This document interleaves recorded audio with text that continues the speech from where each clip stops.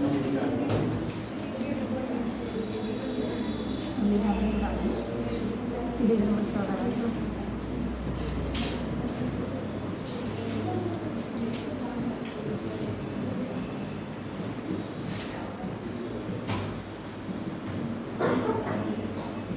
हम लोग पढ़ेंगे यूनिट नंबर 2।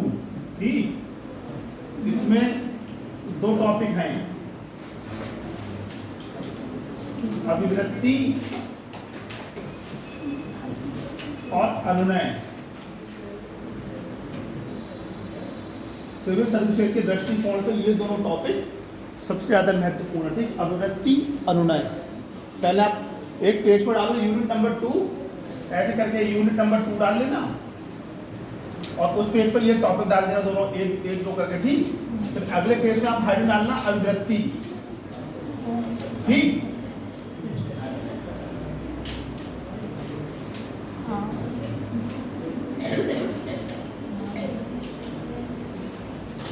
ये इस चैप्टर से कम से कम हर साल पीसीएस मेंस में और यूपीएससी में 2 क्वेश्चन तो बिल्कुल फिक्स है। ये लिखा अनुनय, जैसे कहते हैं अरे भैया यार हाथ जोड़ रहे थे ऐसे काम कर दे, अनुनय समझे ना, परस्यूएशन, एप्टीट्यूड, अभिव्यक्ति। ठीक है, तो ये यूनिट नंबर 2 है।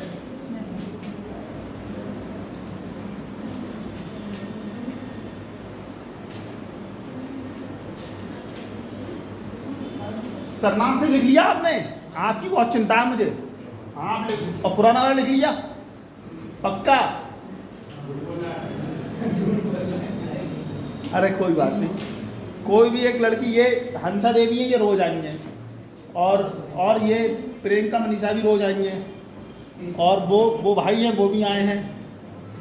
ठीक है, आप भी किसी कॉपी लेके, ठीक है, जो लिखवा रहे हैं इसको मतलब चाहे तो फोटो खींच लेना, चाहे उसकी पीडीएफ निकलवा लेना, चाहे उसको फोटोस्टेट करा लेना, जो आपको उचित लगे वो आप कर लेना। ठीक, सानिया खातून, क्या नाम है? सानिया प्रवीण। ये आप ये दोनों लिख लिया आपने, अभिव्यक्ति और अनुनय। ठीक, अब आप हेडिंग डालो अभिव्यक्ति। ठीक है, देखो अभिव्यक्ति पता है क्या होती है? तुम्हारा क्या नाम है? तुम्हारा नाम? हाँ, सायरा बानू। सुनो, अभिव्यक्ति पता है क्या चीज होती है? अभिव्यक्ति बिल्कुल गांव वाली भाषा में समझा रहा हूँ तुम्हें। ए भाई साहब यार बोलो मत, तुम अब उधर बैठो पहले। हाँ उधर बैठ जाओ। हाँ उधर बैठ जाओ, बिल्कुल बोलोगे तो जो बोलेगा वो पीछे बैठा लूँगा, उसको उधर बैठा लूँगा जो बोलेगा। अभिव्यक्ति का मतलब होता है जब तुमने किसी चीज़ को देखा। ठीक, किसी चीज़ को देखा। एक सिंपल सा उदाहरण, तुमने किसी बस, ऐसा बोलना नहीं है, ठीक है, थोड़ा मैं मानसिक रूप से थोड़ा परेशान हूँ। ठीक, कोई उल्टा सीधा निकल गया तो खाली आप कहोगे टीचर ने डांट दिया। जैसे एक ही वस्तु है, ठीक है, एक ही वस्तु है, ये लड़का है, ये लड़की है, ये आदमी हो गया, ये औरत हो गई, ये विकलांग आदमी हो गया, ये थर्ड जेंडर हो गया, ये वृद्ध व्यक्ति हो गया। 1 2 3 4 5 6 7। ये सोने की वस्तु हो गई, ये चांदी की हो गई, ये रजत या तांबा कुछ भी मान लो। जैसे किसी लड़की ने, जैसे एक लड़का किसी लड़की के लिए शादी के लिए देखने गया उसको। ठीक है, तो साथ में आपकी बुआ भी जाएंगी, मम्मी भी जाएंगी, मौसी, या जिसे आप जिम्मेदार समझ रहे हो कि ये जिम्मेदार नागरिक है, जिसके माध्यम से किसी भी चीज़ का निर्णय होगा कि सही है कि गलत है, कि हम जिन मानकों पे चाह रहे हैं वो उस स्टैंडर्ड पे ये तर्क संगत बैठ रही है कि नहीं। ठीक, तो मेन तो पसंद करना होता है लड़के को ही।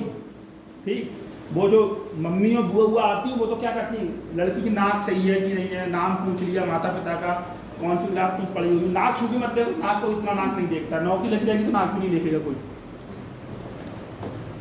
4 आदमी वहां पहुंचे, 5। ठीक, मौसी पहुंची, मम्मी पहुंची, बुआ पहुंची, और जिसकी 2-3 बहनें होंगी वो दीदी पहुंचती हैं, वो दीदी जरूर आती हैं 3। हाँ, वो तो फिर जरूरी है, याद रखना। 6 लोगों से आपने पूछा। ठीक, एक लड़की, मतलब मैं ये बोल रहा हूँ, लड़की ने भी लड़के को देखा। आप इसको लड़की और लड़के दोनों पक्ष में ले लो। ठीक है, लड़के लड़की वाले को देख रहे हैं, लड़की वाले लड़के को देख रहे हैं।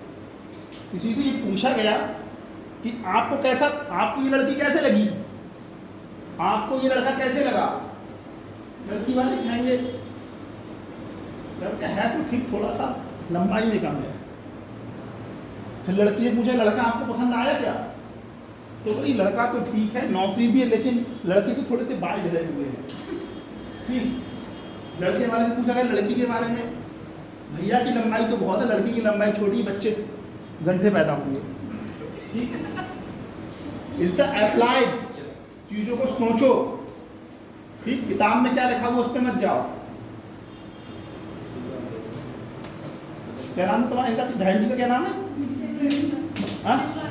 हाँ सिमरन, सिमरन और क्या नाम, सिमरन दी, सिमरन उस्मानी। हाँ तो सिमरन उस्मानी, मान लो तुम्हें कोई लड़का देखने आया, तो तुम्हारे बारे में मैं उदाहरण दे रहा था एक अभिव्यक्ति का, कैसे अभिव्यक्ति आदमी की विकसित होती है। लड़के ने देखा, लड़के का मकसद कि हमें भैया गोरी ही लड़की चाहिए। लड़के की माँ पूछी, उन्होंने फैमिली भी देख लो। लड़की की उन्होंने केवल फैमिली और गोरी लड़की से काम नहीं चलेगा, आप लड़की की एजुकेशन भी देखो। लड़की की बोली तुम तो एजुकेशन देख रही हो, सुंदरता देख रही हो, लंबाई देख रही हो, नाप भी देख रही हो, ये भी देख रही हो कि लड़की पढ़ी लिखी है कि नहीं, ये भी देख लो कि थोड़ा पूछ पाछ से कहीं इलाके में जो आसपास का इलाका हो, कोई रिश्तेदारी हो, ये लड़की आपकी सेवा कर सकेगी कि नहीं, थोड़ा परिवार के जो नैतिक कर्तव्य है उनका पालन कर सकेगी कि नहीं, क्या आपको 2 टाइम की रोटी बना के खिला सकेगी कि नहीं। ठीक है।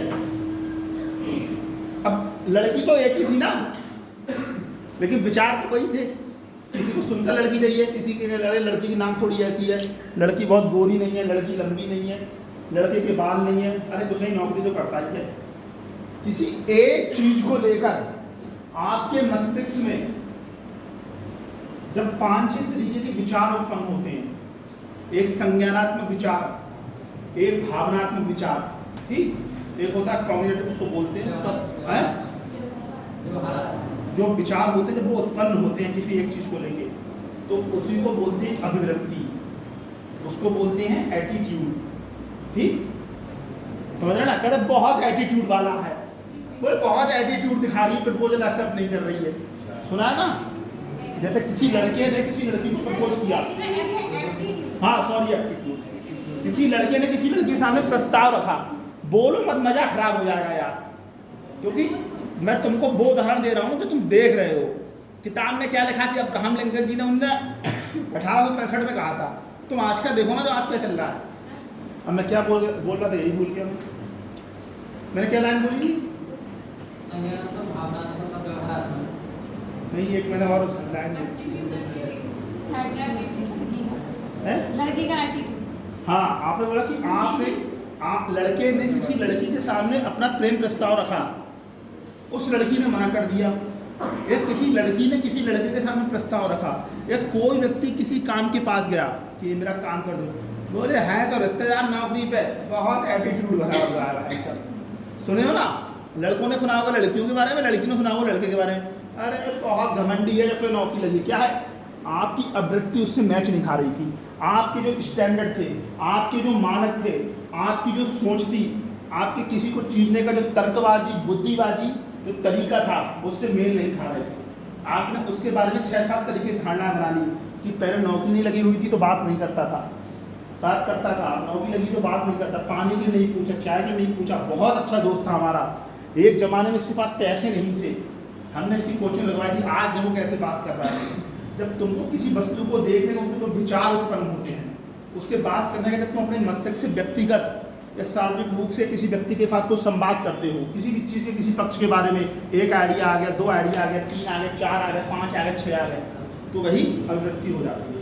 ठीक है, अब लिखो तेजी से।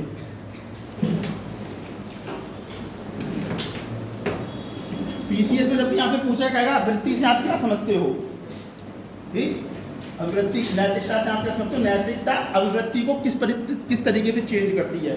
जो मैंने लास्ट के 10 दिन रखे हैं ना, वो आपको यूपीएससी और पीसीएस मेंस में जो क्वेश्चन आए हुए हैं प्रत्येक चैप्टर में जो भी पूछे हैं, मैं उन 10 दिनों में आपको एक क्वेश्चन का डायग्राम कैसे बनता है, एक क्वेश्चन का मैप कैसे बनता है, किस क्वेश्चन में आपको किस तरीके का एग्जाम्पल सेटअप करना है, ठीक है, रिसेंटली कोई एग्जाम पे कैसे सेटअप करना है आपको, किसी एक रोल मॉडल के एग्जाम पे कैसे आपको सेटअप करना है, उन 10 दिन में मैं वो काम कराऊंगा आपको, ठीक है। आप लिखो अभिव्यक्ति, वो क्या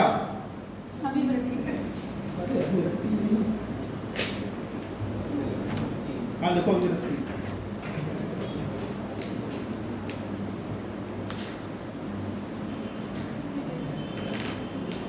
अभिव्यक्ति या मनोवृत्ति, इसको आप मनोवृत्ति भी लिख लेना, ठीक। मनोवृत्ति, इसको मनोवृत्ति बोल, मनोवृत्ति मतलब मन में क्या है, लिखो। अभिव्यक्ति लोगों द्वारा व्यक्तियों, थोड़ा तेजी से लिखना, ठीक है, व्यक्तियों, वस्तुओं, विचारों या घटनाओं का एक मूल्यांकन है।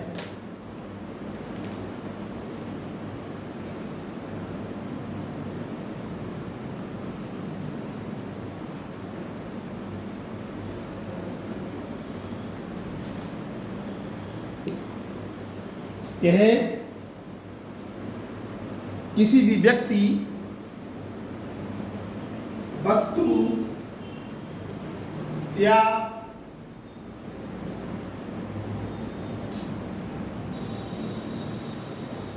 घटना के संदर्भ में हमारा सकारात्मक या नकारात्मक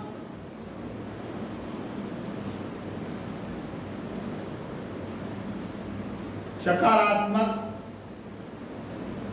या नकारात्मक दृष्टिकोण बनाता है।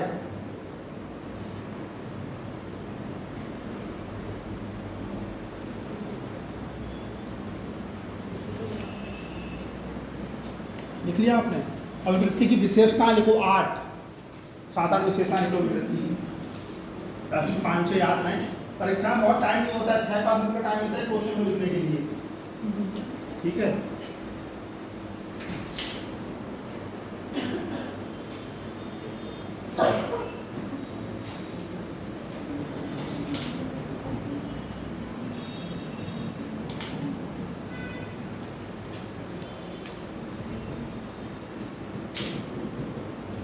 पॉइंट नंबर 1,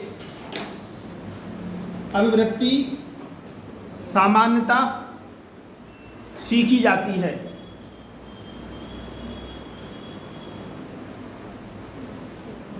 यह है, हाँ हाँ बहन जी इसी में लिखो, वही टॉपिक चल रहा है, क्यों परेशान हो। अर्थात ये जन्मजात नहीं होती, अर्थात ये जन्मजात नहीं होती। पॉइंट नंबर 2 लिखो,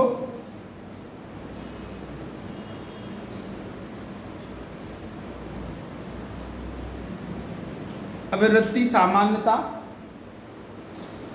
अभिवृत्ति सामान्यता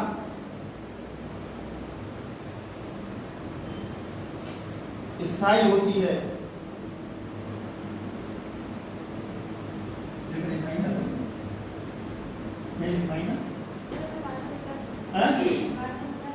अच्छा वो थोड़ी जगह छोड़ दिया करो, ठीक है, नहीं तो फिर बोल दिया करो कि सर ये लाइन नहीं आ रही, किसी को छूटा तो नहीं, बता दो एक बार कि कहीं छूटा हो, हैं। पॉइंट नंबर 3 लिखो, पॉइंट नंबर बोलो ना, मनो अभिवृत्ति सामान्यता स्थायी होती है, हैं। इसमें बदलाव संभव है किंतु कठिन है, होता है इसमें बदलाव संभव है किंतु कठिन है।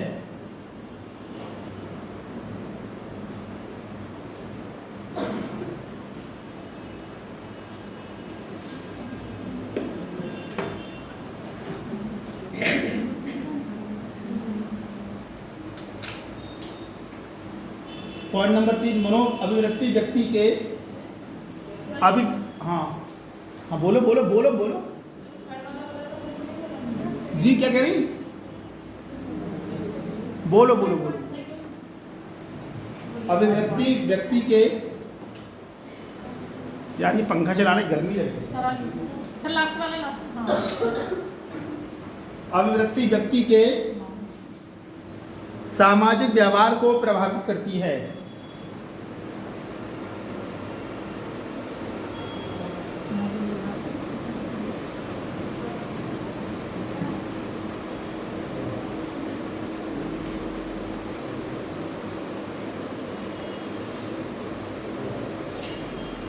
पॉइंट नंबर 4 अभिवृत्ति पर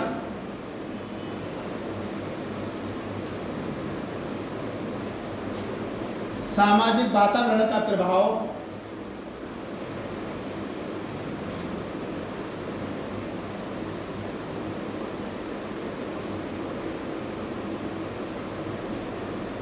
जैविक कारकों से अधिक होता है।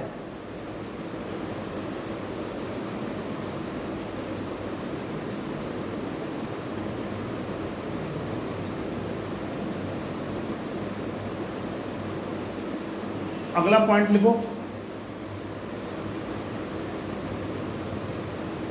अभिवृत्ति एक ऐसा मनोभाव है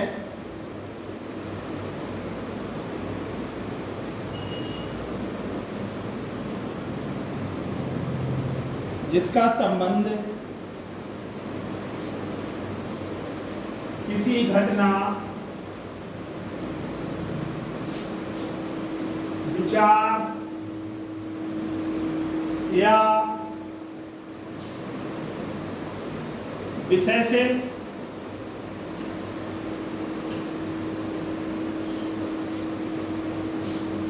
होता है।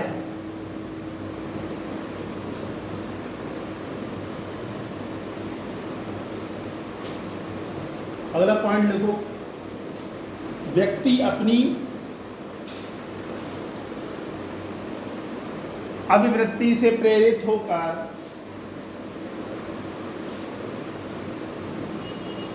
कुछ विशेष प्रकार का व्यवहार अधिक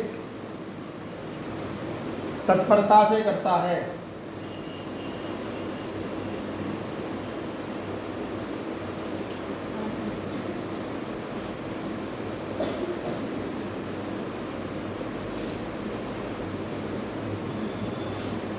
देखो अभिवृत्ति के कार्य,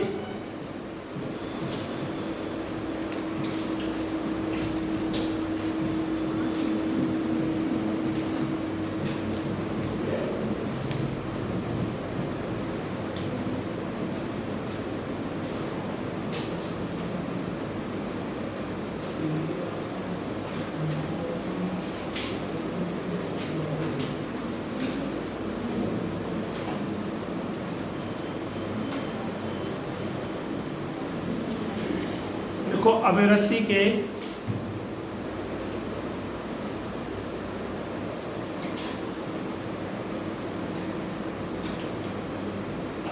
प्रमुख कार्य निम्न हैं।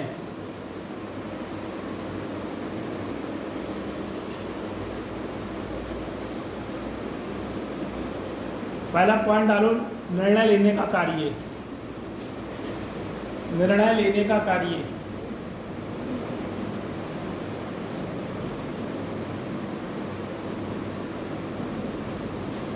इसका उदाहरण लिखो, पर्यावरण के प्रति जागरूक व्यक्ति, पर्यावरण के प्रति जागरूक व्यक्ति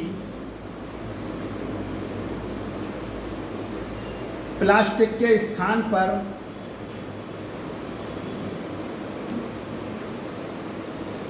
पुनः उपयोग में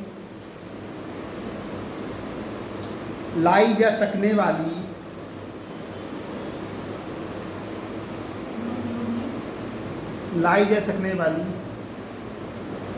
किराने की थैलियों का चयन करता है।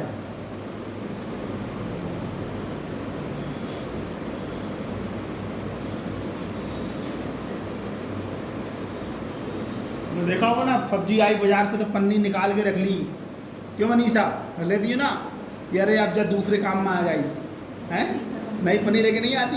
आलू लेके आई, आलू निकाल लिए, पन्नी रख ली थैले में किसी में, फिर कोई काम वाली बुआ आ गई पूड़ी बांध के देनी है तो उसी पन्नी में बांध के दे दूँगी।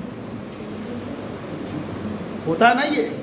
एक पन्नी आ गई मार्केट से, मान लिया आपने कोई बैग खरीद लिया प्लास्टिक का, ठीक ठाक, तो आप क्या करते हो, आपको ज़रूरी डॉक्यूमेंट होता है, कोई भी सामान लेना रहता है या कुछ भी होता है, तो आप क्या करते हो कि उसी पन्नी को बार बार, जैसे मार्केट जा रहा है, कोई सामान लेके आ रहा है, कुछ भी कर रहा है इस तरीके से, ठीक है, तो एक ही पन्नी का आप यूज़ करते रहता है। ऐसा थोड़ी कि तो अगर आप बहुत धनाढ्य हैं, बहुत पैसे वाले, तो हर काम के लिए एक पन्नी ले लो, लेकिन जो आदमी होता है इसके पास पैसे कम होते, सोचता है यार काम चल जाए, तो एक ही पन्नी खरीदी, उसी पन्नी से आसाम चौराहे, पीलीभीत स्टेशन, मामा, बीसलपुर, उसी पन्नी को लेकर घूम रहा।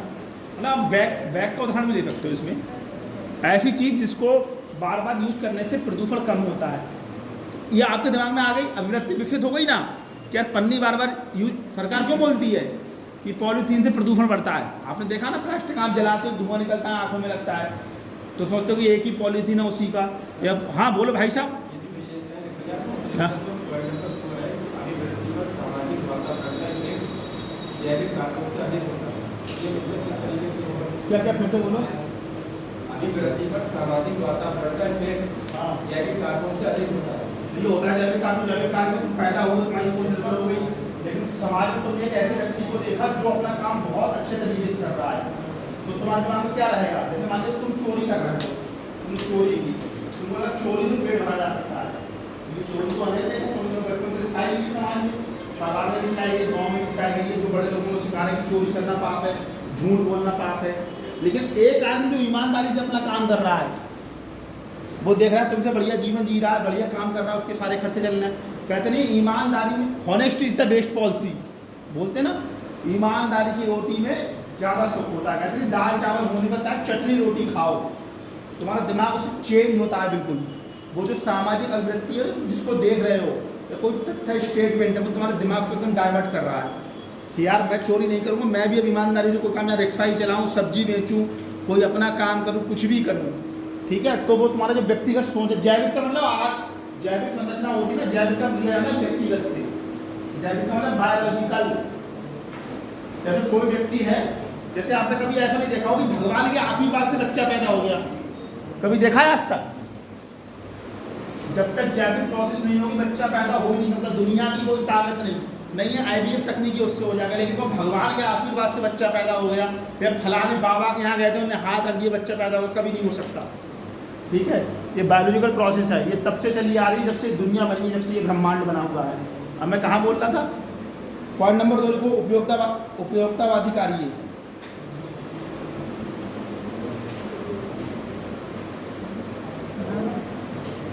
उपयोगितावादी कार्य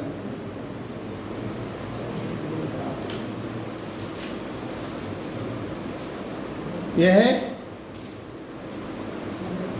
व्यक्ति की रुचि को उसके अनुकूलतम बनाता है।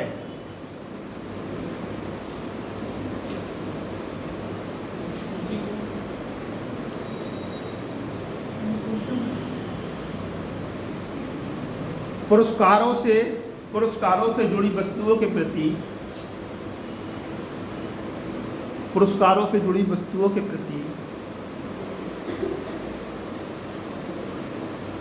सकारात्मक अभिवृत्ति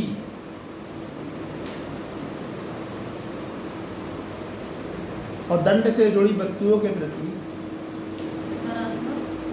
सकारात्मक अभिवृत्ति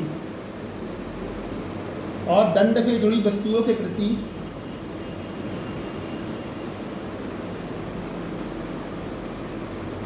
नकारात्मक अभिवृत्ति। सिमरन, तुमने कोई पुरस्कार जीता है आज तक? किसी क्लास में पुरस्कार मिला हो तुम्हें? कौन सी क्लास में मिला था? पुरस्कार मिला था? किस उपलक्ष्य में मिला था? हाँ, तो तुम जीवन भर उस चीज़ को याद रखोगी और तुम्हारे मन में रहेगा कि भविष्य में ऐसा कोई काम हो जो मैं अच्छा करूँ तो मुझे कोई पुरस्कार मिले। यह वृत्ति तुम्हारे दिमाग में विकसित हो गई। जैसे गाँव में कोई लड़का होता है बदमाश होता है, कहता है अरे बेटा इसके साथ खेलने मत जाना, बिगड़ जाएगा नहीं। तो क्या ये तुम्हारे मस्तिष्क में यह वृत्ति विकसित हो गई है। तुम्हें मिला नहीं कोई पुरस्कार? आज तक नहीं मिला। NCC, खो खो, कबड्डी, मारपीट, गाली गलौज किसी में नहीं मिला आज तक। चले कोई बात नहीं। इसका उदाहरण लिखो। सरकार द्वारा एथिक्स में तुम अपनी बात कह के जितने उदाहरण दोगे, एग्जामिनर तुम्हें उतना ही अच्छे नंबर देगा, क्योंकि तुम जो बोल रहे हो उसको समझा पा रहे हो। तुम जो बोल रहे हो उसको समझा पा रहे हो। तुम्हें नींद आ रही बहन जी, आ रही है तो मुँह धुल के आ जाओ, मजाक नहीं। झुमाई आना, आँख बंद होना, या तो मैं बहुत बेकार पढ़ा रहा हूँ। लिखो इसमें, सरकार द्वारा भारत रत्न पुरस्कार,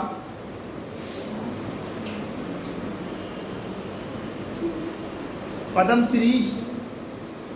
वेद भैया तुम्हें कोई पुरस्कार मिला कि नहीं आज तक? जैसे खो खो, कबड्डी, प्रतियोगिता में हाँ? पद्मश्री, पद्म विभूषण, पद्म विभूषण आदि पुरस्कार नागरिकों में अपने अपने कार्यों और समाज सेवा के प्रति सकारात्मक अभिवृत्ति, समाज सेवा के प्रति सकारात्मक अभिवृत्ति विकसित करने के लिए प्रदान किए जाते हैं। फिर से बोल दें,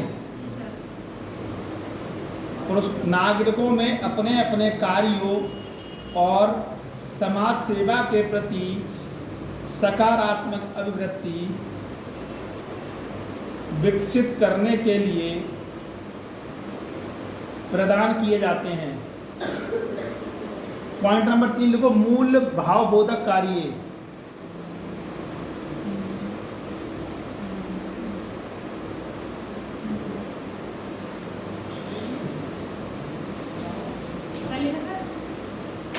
मूल भावबोधक कार्य।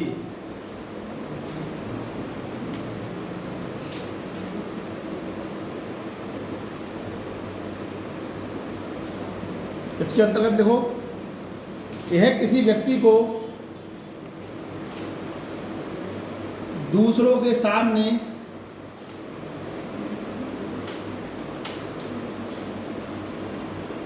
अपनी छवि प्रदर्शित करने में मदद करता है।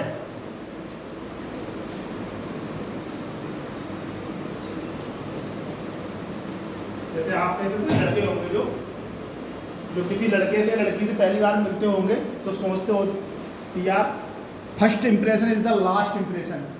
नहीं, लड़की के सामने ऐसी कौन सी यूनिवर्सल लाइन बोल दे कि माने कि हाँ यार बहुत बढ़िया बोलता है, नहीं बहुत बढ़िया व्यक्ति है, बहुत बढ़िया लड़का है। समझ रहे ना? ऐसे उदाहरण जैसे आपने देखे होंगे, जैसे शादी में जब लड़की की शादी हो जाती है तो इंगेजमेंट के बाद शादी में बीच का जो दौर होता है, जब वो आपस में बातचीत करते हैं, अपना जो उनका जो अभिव्यक्ति उनके अंदर विकसित होता है, तो लड़की क्या कहती है? बहुत बढ़िया लड़का है, कहते नहीं है। बीच के दौरान लड़की वाले कहेंगे बहुत बढ़िया लड़का, लड़के वाले कहेंगे अरे लड़की इतने प्रेम से बोलती, फोन करते कि नमस्ते करती है इतना। समझ रहे ना? लड़के लड़कियों के जो दोस्त जिनकी शादी होती है ना, तो इंगेजमेंट के बाद और शादी से पहले मतलब पूरी बातचीत, बहुत अच्छा लड़का है, बहुत अच्छी लड़की है। जैसी शादी का 1 साल बाद हुआ, लड़के वाले कहते हैं अरे लड़की बहुत बेकार है, लड़की वाले कहते हैं अरे हम तो इन्हें जितना अच्छा समझते थे उतना ही बेकार निकले। लड़का वाले कहते हैं अरे यार तो शादी करनी थी इसलिए मीठा मीठा बोल रहा था। क्या प्रियंका, ऐसा कुछ हुआ तुम्हारे साथ कभी?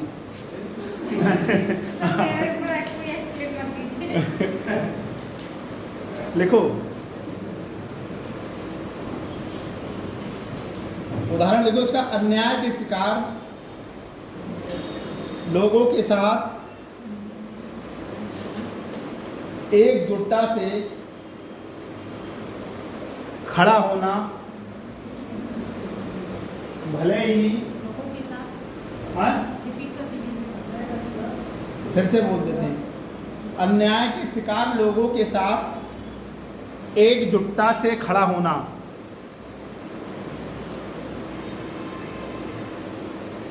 भले ही कोई सीधे तौर पर इससे संबंधित ना हो।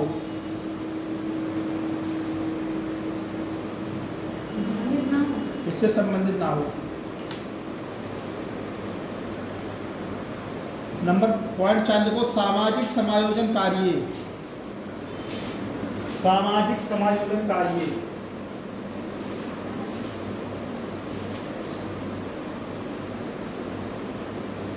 तुम्हारा नाम बोलो, क्या नाम था इनका? भाई साहब, क्या नाम था आपका? जावेद भाई। आप नाम भूल जाता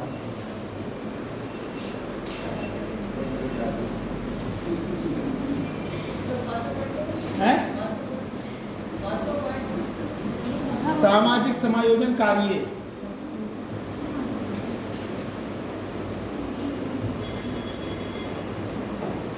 देखो, अभिव्यक्ति हमें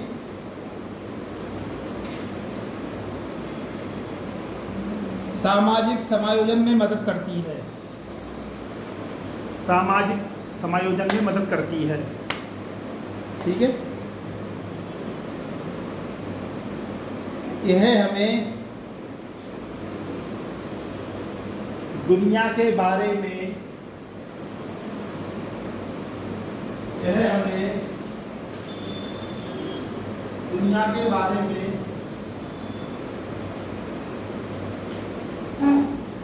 हमारी धारणा को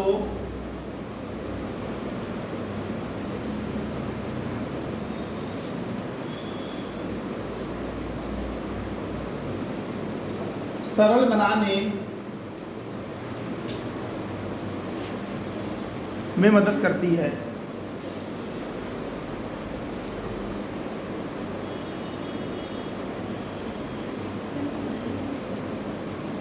उदाहरण, सरल बनाने में मदद करती है। सानिया, एक बार तेजी से बोल दिया करो कि सर छूट गया, तो एक लाइन में अतिरिक्त बोल दूंगा। ठीक है, उदाहरण लिखो इसका। माइकल के नहीं, जावेद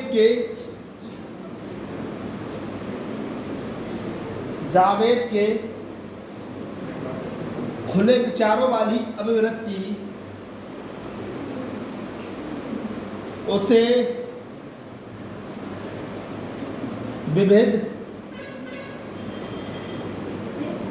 विविध सांस्कृतिक दृष्टिकोणों को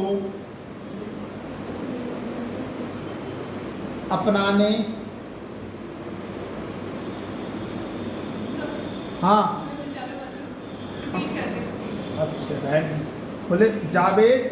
खुले विचारों वाली अभिव्यक्ति उसे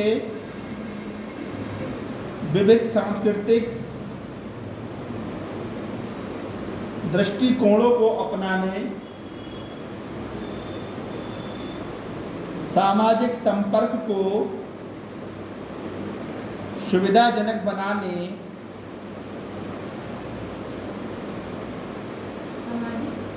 संपर्क को सुविधाजनक बनाने और वैश्वीकृत दुनिया को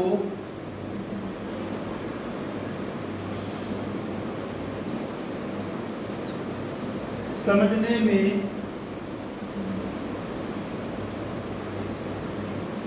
मदद करती है।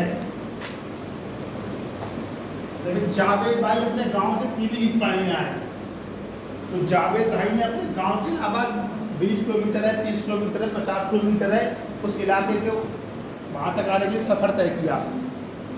जावेद जब अपने घर से चले 50 किलोमीटर के लिए, तो उन्होंने कई तरीके के अच्छे आदमी मिले, कई तरीके के खराब आदमी मिले। कोई पंजाबी धर्म का मिला, कोई हिंदू मिला, कोई सिख मिला, कोई जैन मिला, ठीक, या फिर कोई इस्लाम धर्म का अपना ही व्यक्ति मिल गया। 2 चीज़ इनने जैन धर्म से सीखी, 2 चीज़ें सीखी इन्होंने सिख धर्म से, 2 चीज़ें सीखी इन्होंने हिंदू धर्म से, और 4 चीज़ें सीखी इन्होंने ऐसे व्यक्ति से जो मुस्लिम है लेकिन इनसे ज़्यादा पढ़ा लिखा है। ठीक, इनकी सोच देखो, जितना ये घर पे थे 10 पॉइंट ये सीखे, इस 10 पॉइंट में से 7-8 पॉइंट इनको लगते होंगे हाँ यार ये काम के पॉइंट हैं, ये अच्छी चीज़ है। ठीक है, जैसे मैं अभी जो क्या हुआ था, जो रोज़ा के बाद क्या होता है, वो सिवई खिलाई जाती है। तो हाँ, मेरा एक दोस्त है आमिर मलिक है, तो उसके यहाँ हर साल जब भी वो जो 2-3 ईदें होती है ना तुम लोग की, तो हर साल मुझे दावत का फ़ोन आता है उसके यहाँ से, उसकी मम्मी का भी फ़ोन आ जाता है, क्योंकि हम बचपन से शिशु मंदिर में साथ साथ पढ़े हुए हैं। तो जैसे आप देख रहे हैं मुस्लिम व्यक्ति को दूर से, लेकिन जब आप उसके पास बैठोगे, उसके साथ खाना खाओगे, उससे बातचीत करोगे, उसकी माँ से बात करोगे, उसकी वाइफ से बात करोगे, उसकी भाभी से, तो आपका थोड़ा तरीका मुस्लिम धर्म में अच्छा ये नहीं होता, ईद है, अच्छा सिवई बन रही है, अच्छा कूड़े बन रहे हैं, अच्छा ये आपका ना थोड़ा सा नज़रिया चेंज होगा उनको पास से जानने का। ठीक, अब आपको एक मुस्लिम व्यक्ति ऐसा मिल जाए जो मारपीट में विश्वास करता हो, तो आपका क्या है, गाली गलौज, अरे मुस्लिम लोग खराब होते हैं। अब मुस्लिम आदमी को कोई हिंदू आदमी मिल गया, बहुत बढ़िया बात विचार करने वाला, अरे किस गांव के, उस गांव में तो हमारे मामा हैं, तो उन्होंने 4-5 अच्छी चीज़ें सीख ली, पता चला अगली स्टेशन पे सीट के चक्कर में झगड़ा हो गया, उस व्यक्ति ने जावेद भाई को पीट दिया, तो जावेद भाई क्या करे, हिंदू लोग बहुत खराब होते हैं। एक जब अच्छे व्यक्ति से मिला तो एक सकारात्मक धारणा बनी, एक खराब व्यक्ति से मिला तो नकारात्मक धारणा बनी, समझ लो फरनाम सिंह। अब तीसरा व्यक्ति भी तुम्हें खराब मिल गया तो वो धारणा और मजबूत हो गई, चौथा और मारपीट वाला मिला, इस सीट पे बैठो तब भी उठा के बैठा हुआ है, तो तुम क्या कहोगे, अरे यार हिंदू आदमी ना बहुत खराब होते हैं, दादागिरी दिखा रहा तुम्हारा एरिया है इसलिए। तो जो अभिव्यक्ति तुम जिस चीज़ को देखते रहो, हैं कहते नहीं हो अरे धोखा दे के निकल गई, अरे समझ ना, पहले तुम उस पर विश्वास करते रहे, चाहे लड़का हो लड़की हो, कोई महिला हो कोई पुरुष हो, कुछ भी हो, लेकिन लास्ट में एकदम बिल्कुल उसने जैसे नहीं होता, जैसे जो लड़के लड़की दो कपल होते हैं, तो जब तक शादी नहीं होती जीने मरने की ट्रेन से कूद जाएंगे, हेलीकॉप्टर से चलेंगे, चांद पे ले चलेंगे, ब्रह्मांड में आकाश में जितने उनका पिंड सब दिखा देंगे। पता चला लड़की के घर वाले ने शादी कर दी दूसरे लड़के से, अब तो चन्ना मेरे या गाने सुनने के अलावा कोई विकल्प नहीं बचा आपके पास। ठीक है, बहुत उदाहरण आपने देखे होंगे सोसाइटी में कि बहुत अच्छा रिलेशन था दो लड़के लड़कियों के बीच में, लेकिन सामाजिक परिस्थिति ऐसी बनी कि उनकी शादी नहीं हो पाई या कोई किसी वजह से नहीं हो पाई, बहुत सारी चीज़ें हैं। मेरे साथ एक लड़का था बिट्टू यादव उर्वशी, वो बिट्टू यादव था और उर्वशी थी ठाकुर थी, तो उनका लास्ट में शादी नहीं हुआ, तो वो मेरा दोस्त है बिट्टू यादव से सुसाइड कर दिया। मतलब जैसे उसको आदत पड़ गई ना, देखो तुम सत्य बोल रहे, सत्य बोलने की अभिव्यक्ति अगर तुम्हारे अंदर विकसित हो गई तो तुम केवल सत्य बोलोगे। फिर आप भाई साहब आप आइए, कैसे बात होता है, तो आपके अंदर उसी प्रकार की ना, सरनाम सिंह सुन लो यार, दिमाग में एकदम अचानक उदाहरण आता है, उसको समझाता हूँ कोरिलेट करके। कोई भी तुमको अगर एथिक्स पढ़ना है ना, तो कंटेम्प्रेरी टाइम का जो एग्जाम्पल है उसको दिमाग में लेके चलो, तुम कभी भी कोई पॉइंट नहीं भूलोगे। लेकिन तुम 20 साल 30 साल पुराना करोगे, अब तो खत्म हो गया। अपने माता पिता का अकेला ही लड़का था, हम लोग गए थे, हम बनारस पढ़ते थे, उसमें BHU में पढ़ते थे, लेके गए थे, उसकी डेथ हो गई घर पे, और क्या मम्मी पापा सब बेहोश हो गए थे, ये वो। बाद में अब वो लड़की थी ना, वो मेरी मतलब मेरे को भाई मानती थी, मेरी बहुत अच्छी फ्रेंड थी वो। बाद में मुझसे पूछे कि ऐसा क्या हुआ, तो कह रही यार हम प्रयास बहुत किए, सारा वो किए, लेकिन जहाँ जातीय बंधन है वहाँ, अब जैसे हिंदू कम्युनिटी का कोई व्यक्ति है, जैसे पटेल है, गंगवार है, ठाकुर है, ब्राह्मण है, तो जैसे वो कह देते ना कि नीची कास्ट की व्यक्ति शादी करना है, या नीची कास्ट का व्यक्ति कह दे कि हमें ऊपर वाली कास्ट के साथ शादी करनी है, तो क्या जो परंपरागत सोच है ना समाज की, अरे नहीं नहीं नहीं, तुम ब्राह्मण हो और तुम दलित लड़की शादी कर रहे हो, तुम दलित लड़के हो ब्राह्मण लड़की शादी कर रहा है ना, ना समाज स्वीकार नहीं करेगा। फिर वो क्या करते हैं, उन विसंगतियों को शायद जो हो जाए, नहीं तो जीना मरना तेरे संग, नहीं तो पिक्चर है, कुछ भी हो जाए रहेंगे तुम्हारे साथ। फिर धीरे धीरे उनकी शादी हो जाती है, सोसाइटी 1-1.5 साल तक उनको थोड़ा नीचे दृष्टि में देखती है, फिर धीरे धीरे सब सही हो जाता है, एक दिन आके सब एडजस्ट कर लेती है। एडजस्टमेंट का सिद्धांत भी तो सोसाइटी से है यार। जैसे नहीं तुम्हारे, जैसे समझे सिंह तुम्हारी शादी में दहेज नहीं मिला, अब तुम्हारे मम्मी पापा दोनों नाराज, सही, तुम्हारे दहेज नहीं मिला, तुम्हारे लिए तुमने कई बुलेट गाड़ी, फ्रिज, कूलर, TV सब आनी चाहिए, अब तुम्हारे पिताजी बहुत नाराज। एक एग्जाम्पल ले रहा हूँ चीज़ों को, नहीं सुनो पहले, जैसे मान लिया जब फ्रिज कूलर TV मांगा गया, अब आपकी पत्नी घर पे आ गई, अब पता चला कि आपकी मम्मी बहुत सेवा कर रही है, सुबह उठे माता जी नमस्ते, खाना टाइम से बिल्कुल, तो एक तो मैंने तो बुराई रहेगी, फिर तुम्हारी मम्मी बात आवाज कहेंगे अरे चलो कोई बात नहीं, फ्रिज ना हम लोग फ्रिज अपने पैसे से लगेंगे, लेकिन लोग सेवा तो कर रही है, खाना टाइम से दे रही है, गाली गलौज नहीं कर रही है, जैसे अपने माता पिता से समझ रही है। फिर तुम भी सोचोगे अरे यार फ्रिज अपने पैसों पे ले लेंगे, चलो कोई बात ना, फिर पड़ोसी क्या कहेंगे ऐसी लड़की शादी मत करने ना, सरनाम सिंह की तरह की फ्रिज पूरे टीवी कुछ लेके नहीं आएगी, पहली गोद भरी जाए तभी लेना नगद पैसे, होता है ना सोसाइटी में हैं।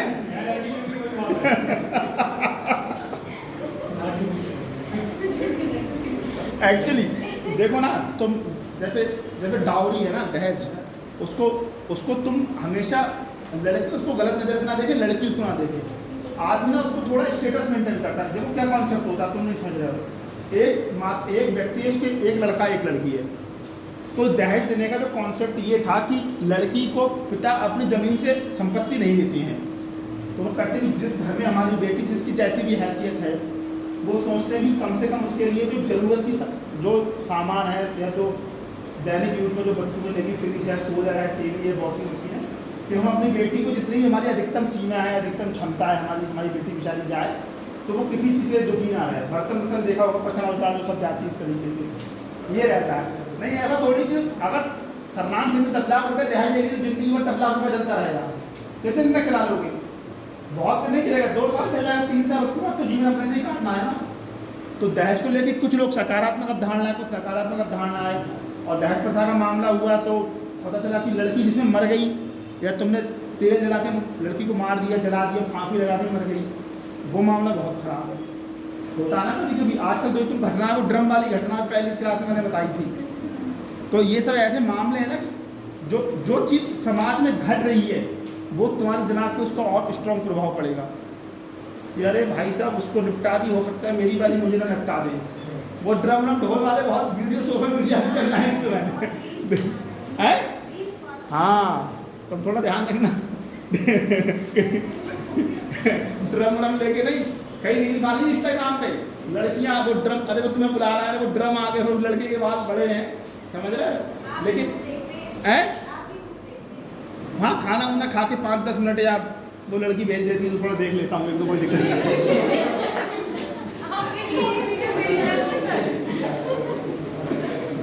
क्या पॉइंट बोला था मैंने? सर 5वां पॉइंट बोलेंगे आप? सामाजिक पहचान कार्य, सामाजिक पहचान कार्य, वो तो कुछ भी बोलती मैं हाँ हाँ करता रहता हूँ।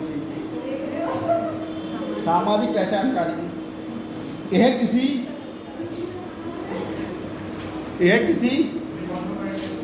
हैं 5वां 6वां जो भी हो यार, इतना याद है। सामाजिक समाजन कार्य के बाद अगला पॉइंट देखो, सामाजिक पहचान कार्य। पहचान कार्य यह किसी व्यक्ति की अभिव्यक्ति की जानकारी को दूसरों के सामने प्रदर्शित करने में सहायता करते हैं।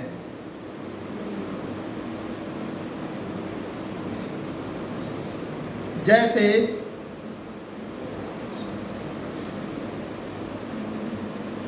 महिला दिवस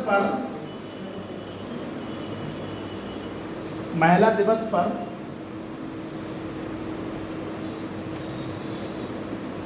महिलाएं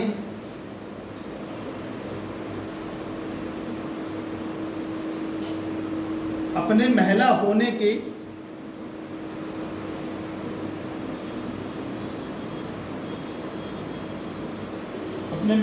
को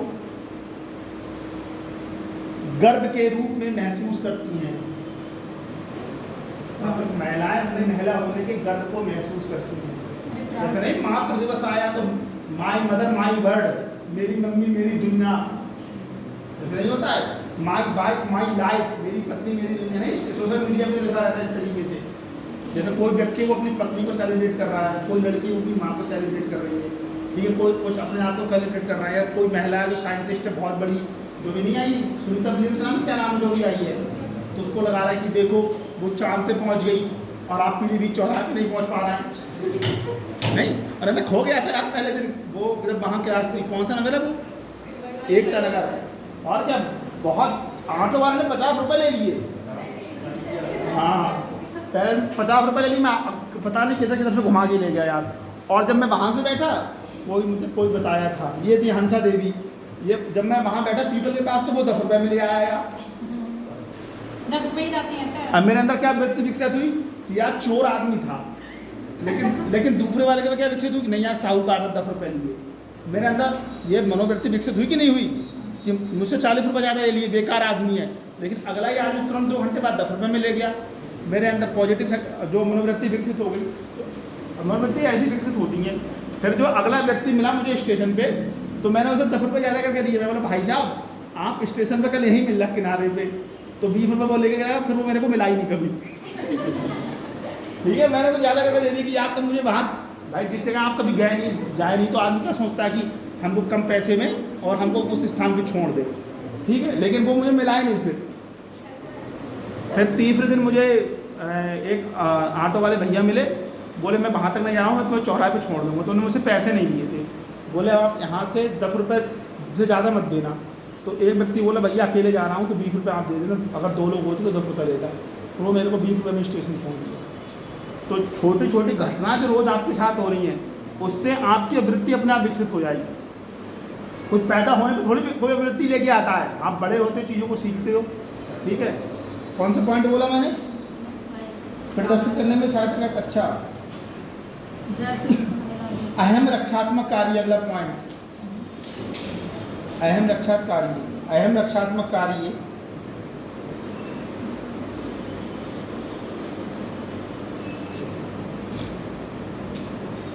यह व्यक्ति को अपने बारे में बुनियादी सच्चाई। आपका नाम क्या है? आपका अभय? हाँ ठीक है। यह व्यक्ति को अपने बारे में बुनियादी सच्चाई या जीवन की कठोर वास्तविकताओं को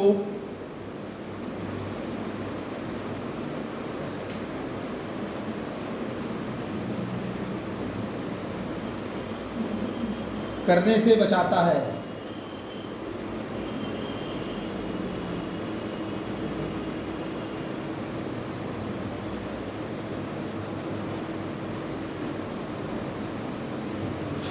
यह व्यक्ति को मनोवैज्ञानिक रूप से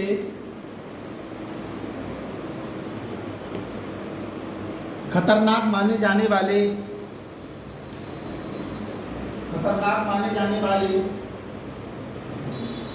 समूहों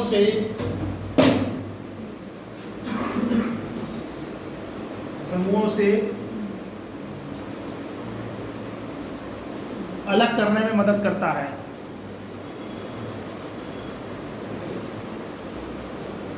जैसे है कि दोस्ती हो गई ना मोहल्ले के सबसे बदमाश लड़के से, कुछ दिन तक तो उनके माता पिता इग्नोर करते रहे। पता चला उस आदमी नाम चोरी में आ गया, चोरी करने में आ गया। अरे तो उसके साथ तो वह भी रहता था, दिमाग में जाएगा ना फैमिली को और लोगों के, गाँव को और लोगों के। तो तुम जब तुमसे लोग, अरे बेटा तुम भी तो उनके साथ रहते थे, तो तुम्हारे दिमाग में अभिव्यक्ति विकसित होगी, अरे आज समाज इसको गाली दे रहा है तो मुझे भी गाली देगा, तो इससे इस ग्रुप से निकलो। बेटा कहते हैं अगर मैंने तुम्हें बाल का संग खेलता हुआ देख लिया तो तेरी खैर नहीं है शाम को आज। ऐसा क्यों कहते हैं वो? क्योंकि वो बच्चे सामाजिक पर्यावरण है, सामाजिक सकारात्मक जो वृत्ति क्योंकि बच्चे बहुत शैतान है, पढ़ाई लिखाई नहीं करते हैं, शैतानी कर रहे हैं। ठीक है, गंदे रहते हैं, स्कूल नहीं जाते हैं, टाइम से अपना काम नहीं करते, किसी की आज्ञा पालन नहीं करते हैं। तो बेटा तुम इनमें पढ़ के बदमाश मत बनो। तुम्हें हम पढ़ा लिखा रहे हैं, तुम्हारे पैसा कमा रहे हैं, पढ़ाई लिखाई करवा रहे हैं, इसलिए अपने आप को दूर रखो। और तुम उन बच्चों के साथ खेल रहे हो और तुमने पिताजी की गाड़ी देख ली तो तुम वंदे भारत ट्रेन में तेज दौड़ के अपने घर पहुँचोगे जल्दी से। और फिर तुम्हारी मम्मी क्या कहेंगी, अरे हमारा चला अभी तो होगा 2 मिनट पहले, मम्मी तुम्हारा पार्ट ले लेती है, अरे अभी तो क्या था 2 मिनट पहले। ये देखा ना तुमने, एथिक्स अप्लाइड जितना भी एथिक्स है। ठीक है, इसका उदाहरण लिखो, है लिखो, अब है, हाँ तुम अपने ही नाम पे लिखो। अब है शायद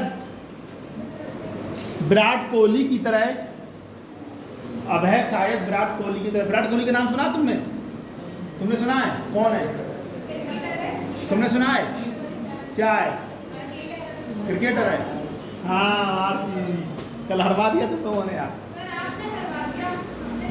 वो अच्छा नहीं खेले इसलिए हार गए। क्या बोला अभय ने? विराट कोहली की तरह। अभय शायद विराट कोहली की तरह। भाई एक लोग बोल लिया करो, सुन भी लिया करो यार, ठीक? पता यार, देखो किताब में जो उदाहरण है वो अलग तरीके के हैं, वो कठिन उदाहरण है बहुत। मैं तुमको वो बता रहा हूँ जो चीज़ तुम्हें याद रहे परीक्षा के टाइम में, ठीक है? क्या बोला? अभय शायद विराट कोहली की तरह क्रिकेट नहीं खेल सकता।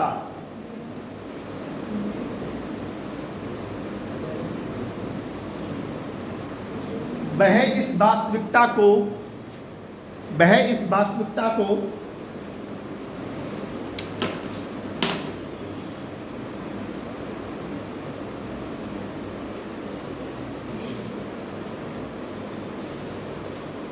स्वीकार करने के बजाय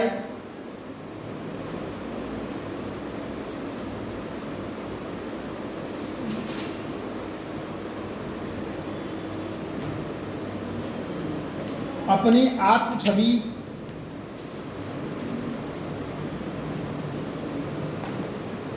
बनाए रखने के लिए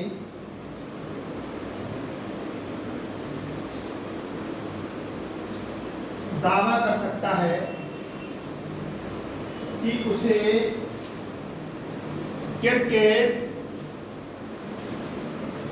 उसे क्रिकेट पसंद नहीं है। अगर कहने लगेंगे अरे मैं भी मैच खेलता हूँ, विराट कोहली से बढ़िया खेलता हूँ, अब खेल नहीं पा रहे, जिंदगी में कोई बल्ला ही नहीं पकड़ा, क्योंकि मैं भी खेलता तो उससे अच्छा खेल लेता। भाई सचिन तेंदुलकर से अच्छा खेला ना वो आके, उसके 80-90% रिकॉर्ड है, उसने आधे मैच में खेल के तोड़ लिए। लेकिन सचिन वो खुद बोलता कि मैं तो क्रिकेट को सचिन तेंदुलकर की वजह से देखना, मेरे आइडियल है, सीखा या देखा इस तरीके से। वो तो सोसाइटी के लोगों में तुलना करते हैं, ठीक है? अगला पॉइंट देखो, आत्म जागरूक कार्य, अंतिम पॉइंट है ये क्वेश्चन पीसीएस मेंस में 2 बार पूछा है, ठीक है? वृत्ति के कार्य वाला आत्म जागरूकता कार्य। हंसा देवी तुम कभी क्रिकेट खेली की नहीं? महिला क्रिकेट टीम में तुम्हें शामिल होना चाहिए था।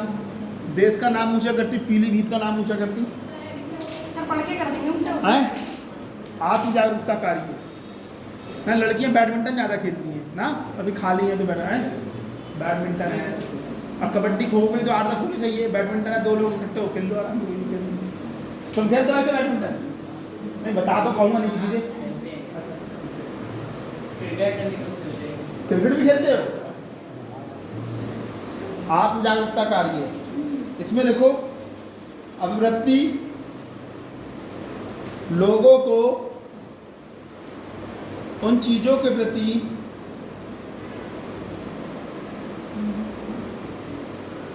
अभिवृत्ति रखने में मदद कर सकती है जो उनके लिए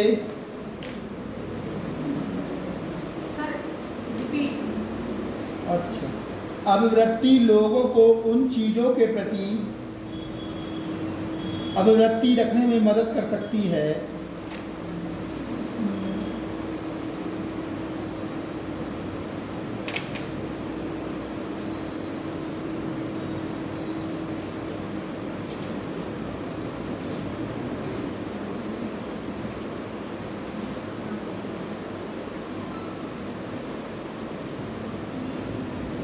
जो उनके लिए फ़ायदेमंद हैं और उन चीज़ों से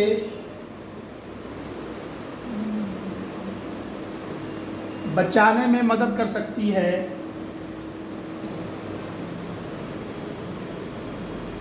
जो उनके लिए हानिकारक है।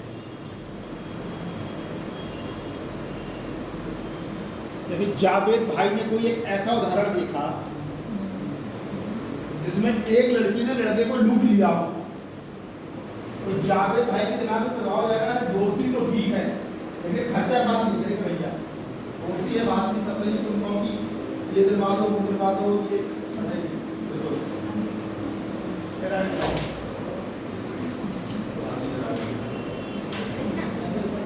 अब तुम अभिव्यक्ति के 3 घटक लगो, ये पूछा नहीं जाता लेकिन 3 घटक तुम्हें ना पता होना चाहिए।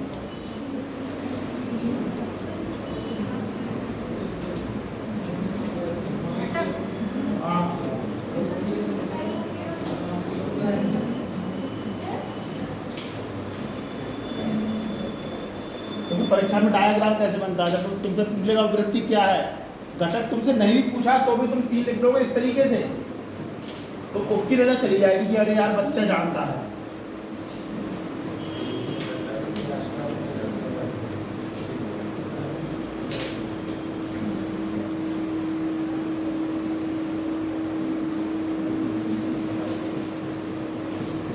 क्रियात्मक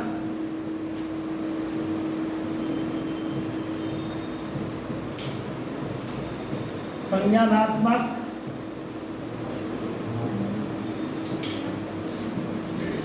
भावात्मक। ये तुम्हारा एक पेज पे डायग्राम बन गया, फ्लो चार्ट ऐसे बनता है, देखो जब तुम्हें अपनी बात लिखनी है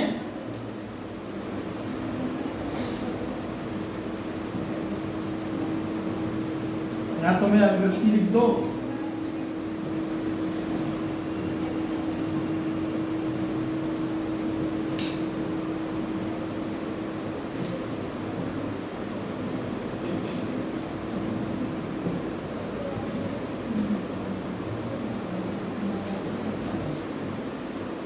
तो ये फ्लो चार्ट बन गया। ऐसे आप परीक्षा में डायग्राम बनाओगे ना, मैथड फ्लो चार्ट बनाओगे, बहुत बढ़िया नंबर मिलते हैं मुझे, मेरे इसलिए मैं बता रहा हूँ।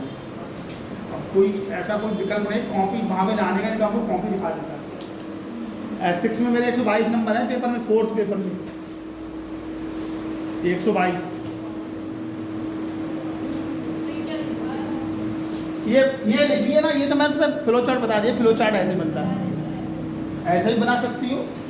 जैसे नहीं सादा टी-शर्ट रहती है वो देखना चाहता है, लेकिन उस पर बढ़िया पेंट है, गुड्डा बना हुआ है, आप लेते हो रंगीन रहता है थोड़ा सा। कोई शर्ट है जैसे सफ़ेद रहती है उतनी अच्छी लगती है, कोई प्रिंटेड है डिजाइन बनी हुई तो आपको पसंद रहेगी। तो वैसा ही एग्जामिनर का हाल है भाई, क्या जो आदमी काफ़ी चेक कर रहा हो गया कपड़े देखने के लिए, तो कोई शर्ट अच्छी लगी ले आया, उसने कॉपी देनी, आपने अच्छा लिखा तो बढ़िया ही नंबर देगा।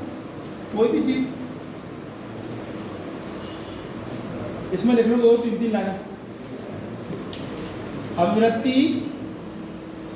सीखी हुई योग्यता है, पानी ठीक है, पानी वो सानिया पानी बोतल है,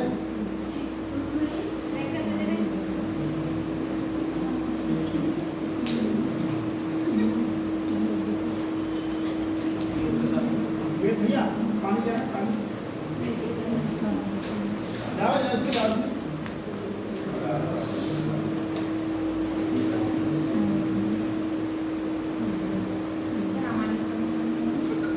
क्या हुआ, कुछ हो गया क्या, कोई बात मनीषा कोई बात तो कहना चाह रही थी, मैं आपको कह तो मैं सुन लूँगा, कोई दिक्कत नहीं।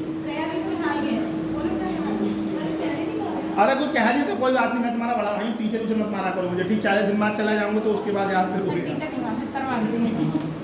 टीचर का सर भैया बोलो है, क्या हुआ, कोई बात है तो हमें बता दो, नहीं अकेले हमारे एक सर थे एक दो, तो हमारी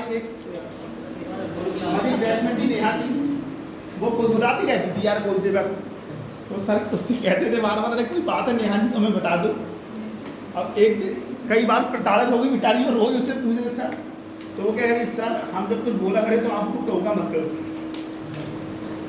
बोले अरे बहन जी हम लगातार बोलती रहती है, उसको बोलते थे मोहतरमा, उसको उस लड़की को मोहतरमा बोलते थे। देखो अभिव्यक्ति सीखी हुई योग्यता है,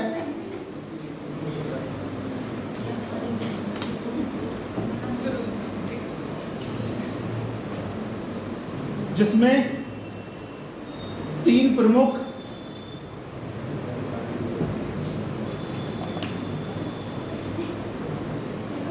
घटक होते हैं।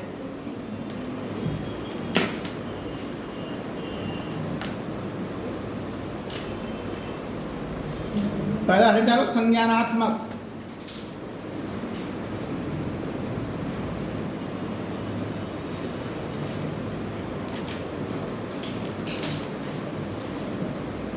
अभिव्यक्ति के इस घटक में किसी चीज या व्यक्ति के बारे में हमारे विचार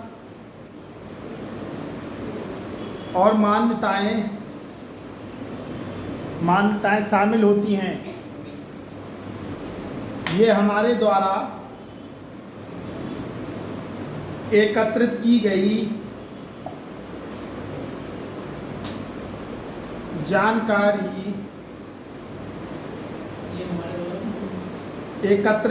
जानकारी और उसके बारे में हमारी समझ पर आधारित होती है।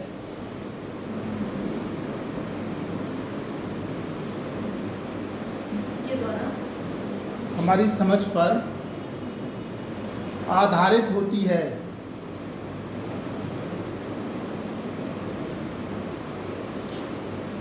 हम जो जानते हैं उसके आधार पर निर्णय लेते हैं और राय बनाते हैं।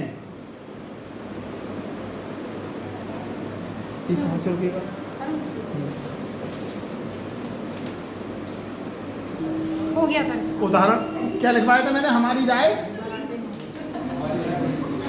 उदाहरण के लिए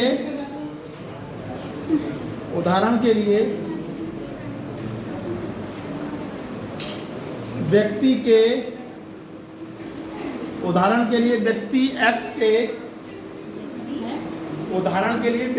X के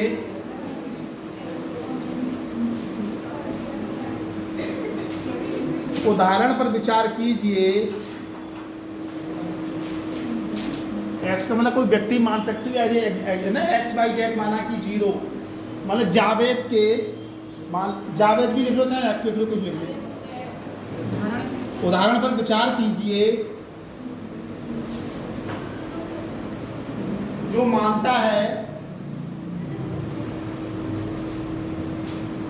व्यक्तिगत कार्य पर्यावरणीय मुद्दों में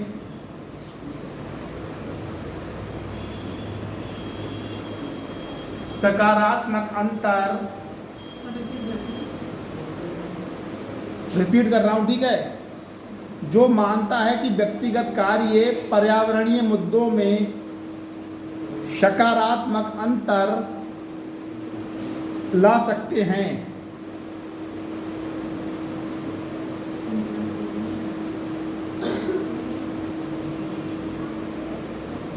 आगे देखो भावनात्मक।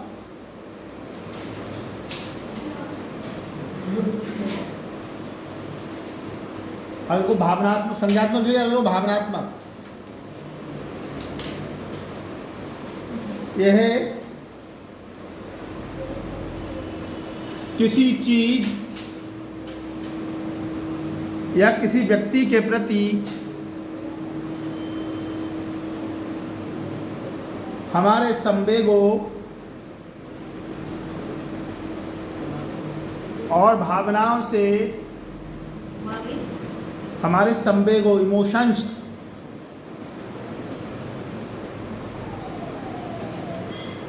और भावनाओं से संबंधित होता है।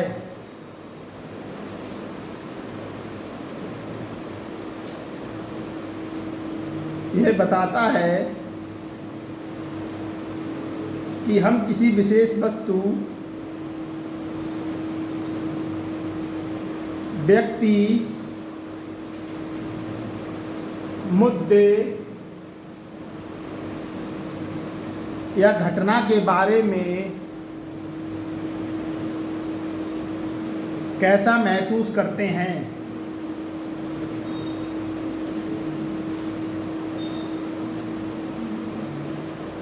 हम किसी विशेष वस्तु, व्यक्ति, मुद्दे या घटना के बारे में कैसा महसूस करते हैं। इसमें भय, घृणा, प्रसन्नता, यहाँ तक कि प्रेम जैसी भावनाएं शामिल हो सकती हैं।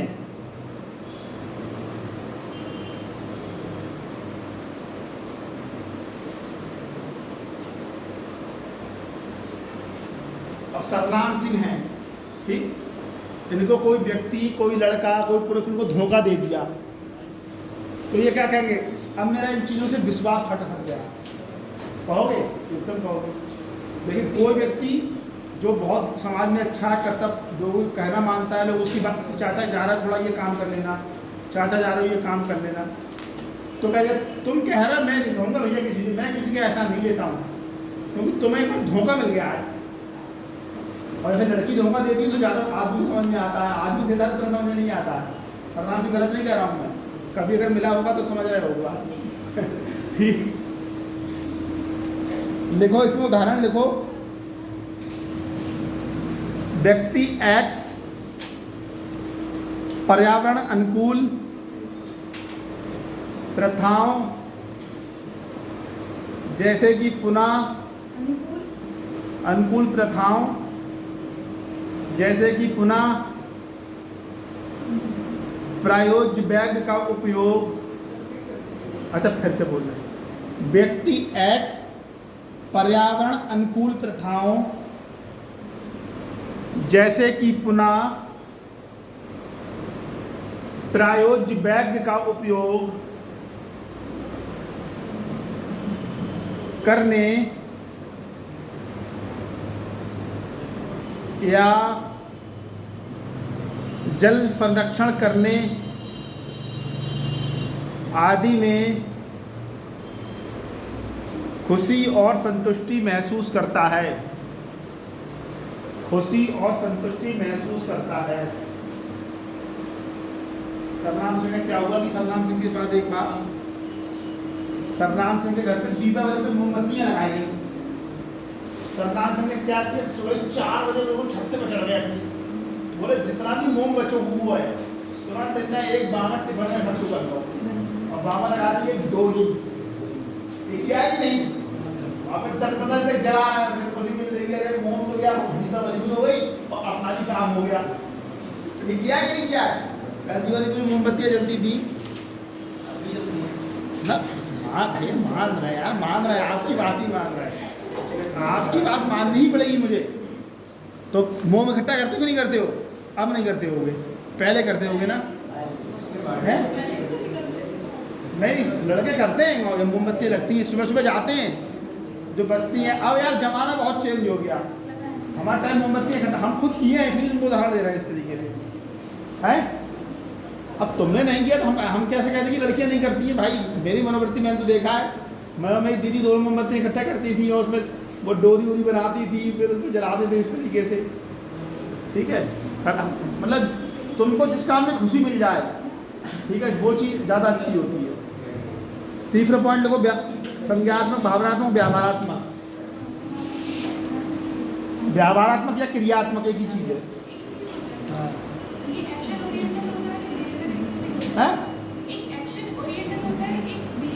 वो एक ही है, तुम्हारा व्यवहार से ही तो क्रिया पता चलेगी, तुम्हारा जो व्यवहार रहेगा उसमें तो क्रिया पता चलेगी तुम्हारी। लिखो, अभिव्यक्ति का ये घटक हमें बताता है, क्या हुआ बहन बुला देगा, मुझे लगा उसको बुला देगी ना। अभिव्यक्ति का ये घटक हमें बताता है हमारी अभिव्यक्ति हमारे व्यवहार या कार्यों को कैसे प्रभावित करती है।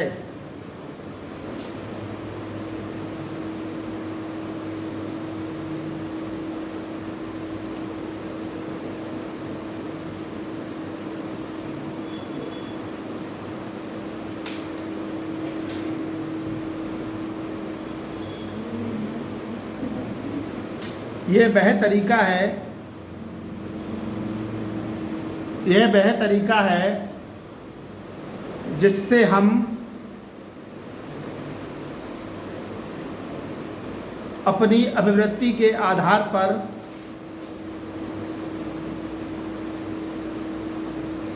कार्य या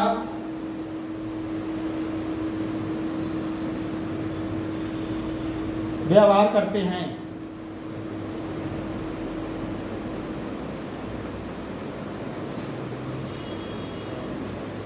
अब देखो, मैं तुमने क्रिस्टियानो रोनाल्डो का नाम सुना? रोनाल्डो का नाम, हाँ, क्रिस्टियानो रोनाल्डो जो फुटबॉल खेलता है।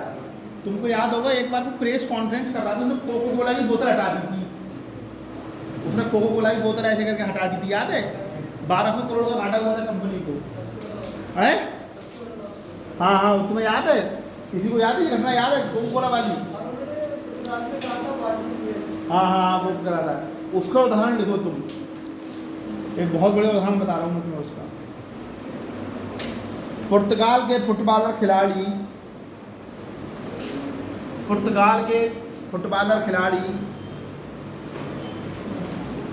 रोनाल्डो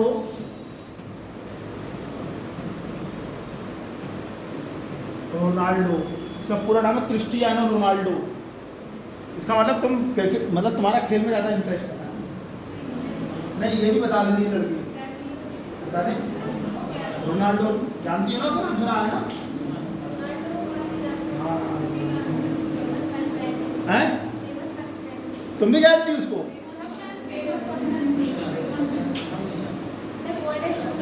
हैं? क्या 13? हाँ, वो अफवाह है। काहे अफवाह भैया? तुम यार बहुत सीरियस ले लिए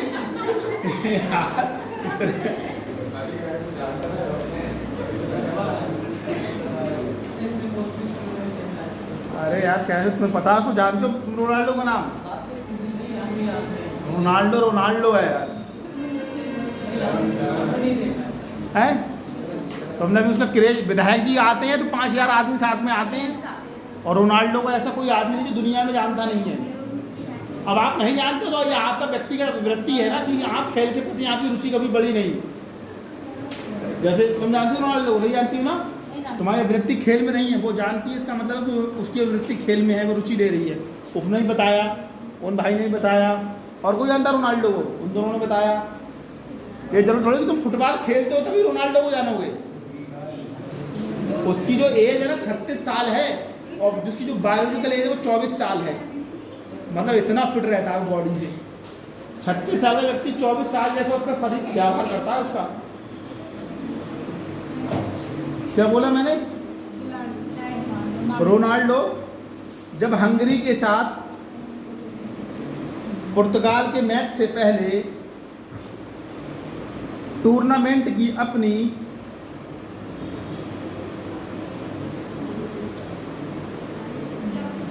टूर्नामेंट के पहले,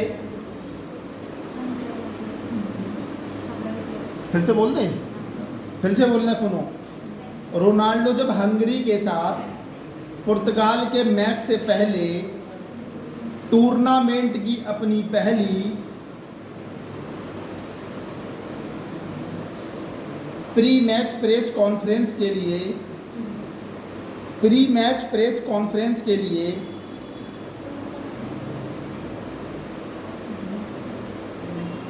बैठे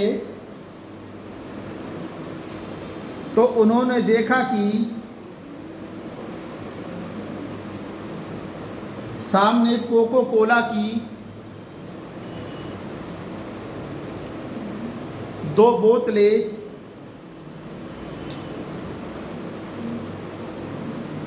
रखी हुई थी। उन्होंने तुरंत कैमरे के सामने से कोल्ड ड्रिंक, सतनाम भाई बोले मैं रहता तो कोल्ड ड्रिंक उठा के पी लेता, वो पहले इसने हटा दी। कोल्ड ड्रिंक हटा दी और उनकी जगह पानी की बोतल लग दी, उसने ऐसे पकड़ा, ऐसे गया, ऐसे हटा दिया, पानी की 2 बोतल ले आया। आज आके आप देखना कि खाली रहो तो रोनाल्डो कोको कोला वीडियो जैसे में डालना आ जाएगा। तो दिए गए उदाहरण में हंसा देवी क्या करती, कोको कोला की बोतल पी और रख ली अपनी बैग में, हैं रख लेती बैग में। दिए गए उदाहरण में संज्ञानात्मक घटक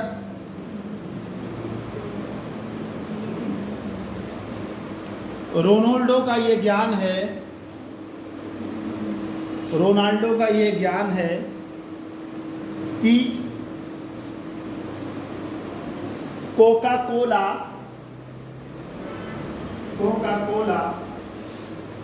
स्वास्थ्य के लिए हानिकारक है,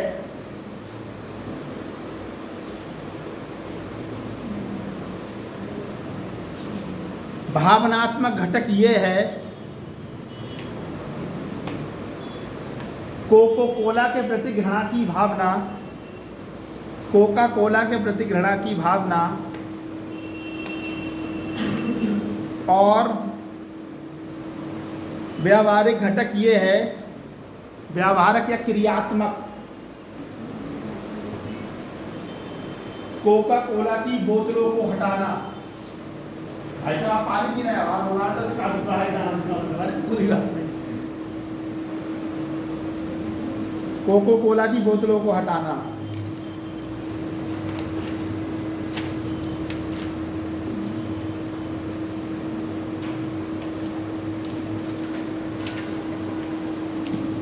जो क्वेश्चन लिखवा रहा हूँ, जो टॉपिक को परीक्षा में भी 2 बार पीसीएस में पूछा है, ठीक है, 1 बार यूपीएससी में पूछा है। हार्डन डालो नैतिक अभिवृत्ति। टाइम मेरी डांट पड़ चुकी है, पूरा पढ़ाना है 11:10 पे छोड़ूंगा नैतिक, क्योंकि मेरे हैं तो फिर मुझे 10 तक करने दो ना कि अभी रुको 1 मिनट, 1:17 5 मिनट और रुको यार। नैतिक अभिवृत्ति, अरे उसमें मेरी सैलरी आनी आई ही नहीं यार, अरे मैं टीचर नहीं हूँ पहली चीज़, ठीक, मैं कोशिश भी कर रहा हूँ तुम्हारा मैथ्स में चाहिए तुम्हें गेन हो जाए, ठीक है। इतना दूर से पढ़ाने के 1.5 घंटा आओ तो आराम लगता है कि आज बढ़िया पढ़ा दो। नैतिक अभिवृत्ति हेडिंग डालो। यह सही और गलत के, यह सही और गलत के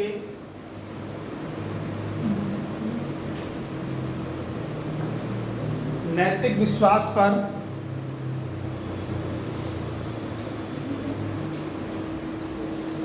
आधारित है।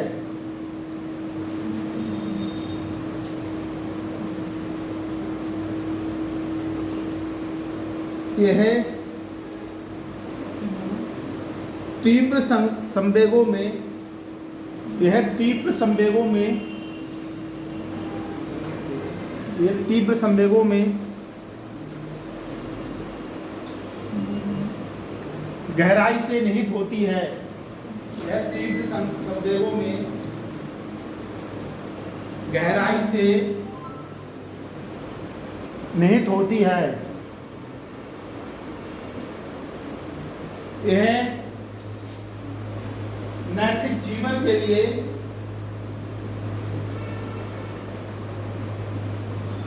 सबसे अधिक आवश्यक है।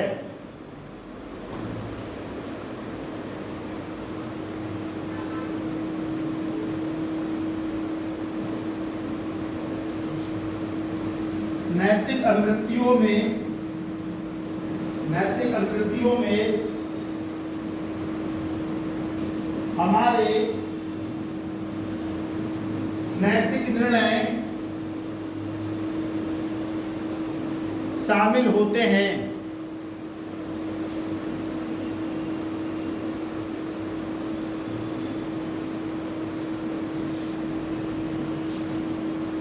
उदाहरण के लिए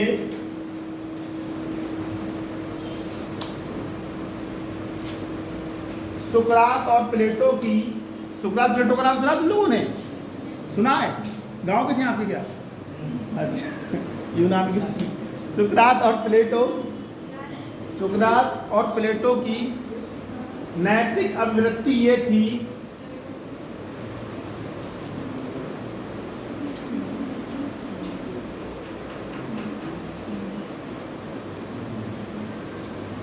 अन्याय सहना,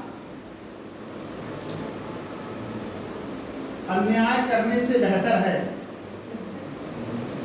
अन्याय सहना, और क्या, क्योंकि वो रोमन समाज था ना, वहाँ ग्रीक चर्च की सब चलती थी प्रथा। तुम भगवान के खिलाफ कुछ नहीं बोल सकते, चर्च के खिलाफ कुछ नहीं बोल सकते। अन्याय सहना अन्याय करने से बेहतर है। जैसे सानी ने चाहे सिमरन को कितना भी पीटे या पीटती रहो, कोई दिक्कत नहीं है।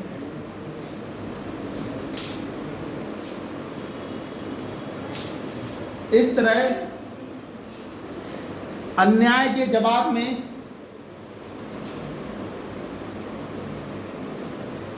अहिंसा में गांधी जी का विश्वास, अहिंसा में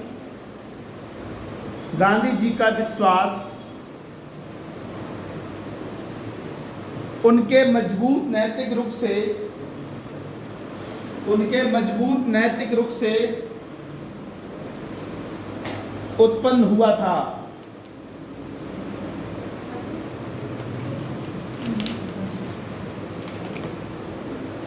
रहने दें। नहीं, प्रदीप सर अब